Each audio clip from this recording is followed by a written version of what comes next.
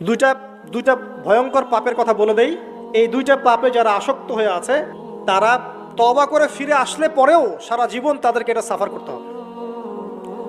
কথা বুঝতে পারছেন না? তওবা করে ফিরে এসেছেন মনে করেন, তারপরেও আপনাকে সারা জীবন এই পাপের ফলটা ভোগ করতে হবে। এক, মাদকদ্রব্য দীর্ঘদিন সেবন করেছেন, তওবা করেছেন, ফিরে এসেছেন, আল্লাহ হয়তো মাফ করে দিয়েছেন, আল্লাহ পাক মাফ করে দিয়েছেন, বাট আপনি আপনার দেহের যে ক্ষতিটা করে ফেলেছেন এটা পোষাতে পারবেন না। এক নাম্বার। দুই, তখন আপনি যদি বিয়ে করেন আপনি স্ত্রীকে সন্তুষ্ট করতে পারবেন না। হ্যাঁ। দুই নাম্বার হচ্ছে এই যে গোপনে যুবকরা যে পাপটা করে, মাস্টারবেশন, যেটাকে আমরা বলি হস্তমৈথুন, এই পাপ যেসব যুবকরা করছে বা করে, এবং অ্যাভেলেবেল এই পাপটা সবাই করে, কারণ এখন পর্নের যুগ, পর্ন দেখলে তো আর কোনো উপায় নাই, তখন তো এই পথেই যেতে হচ্ছে, নিজের উপরে নিজেকে জুলুম করতে হচ্ছে।